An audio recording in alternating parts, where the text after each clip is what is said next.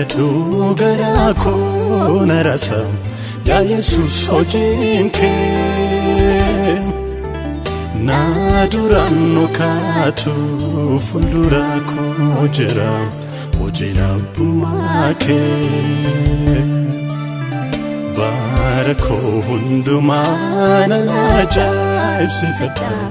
anu jaalala kee utuma rarfatiin ofii kee naaf laatte hundaanaaf ta'uu kee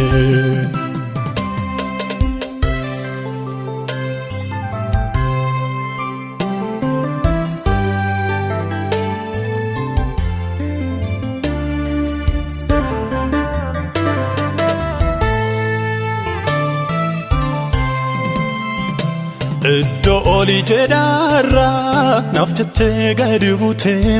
ulfina kee dhiiftee dhoksa jaalala kee anatti mul'isuuf hundumaa obsitee aboo qabdu turtee uummattuun lakkoofne kan koo caalchifteetta attamiin callisu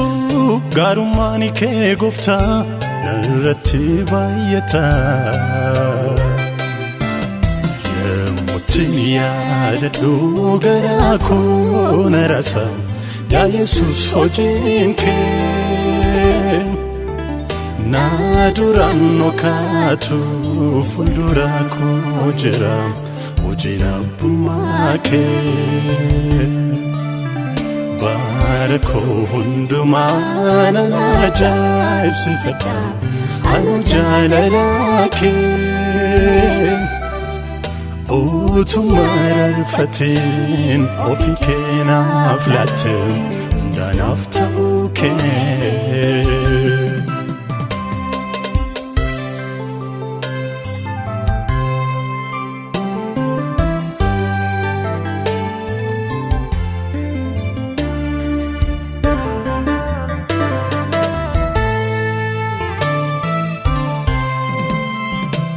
attamani dagaadha hojjette dhiphina golgoota angoduu adigde raawwatte hanbisuuf du'a ilmaan namoota ga'een kun nageenyaan anis kunoo dhaphee fuula kee weddisa isan saafaramne olma jaalala keef ani maalan deebisa yemmuu yaadadhu garaa koo na rasa yaa Yesuus hojiin kee na duraan nu kaatu fuuldura koo jira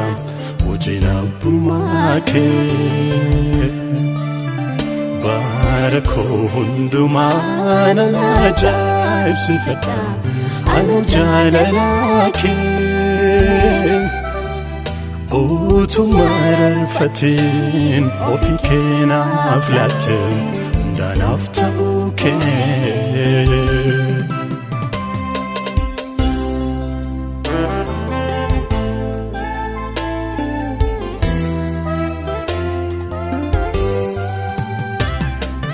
saafaramu hin madaalamu biraan ga'amu hojiin kee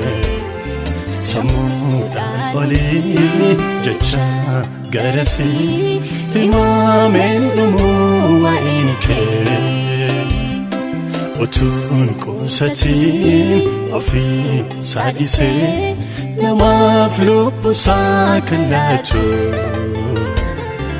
anu nagalee jaalala dhugaa akka Yesuus kan jaallatu jaalalli si dirqisiise gooftaa koo gadi jettee hundumaa baatte qooda koo Antatina fintain maltu jira Safan moketin anapera Jesus dua kendwa olera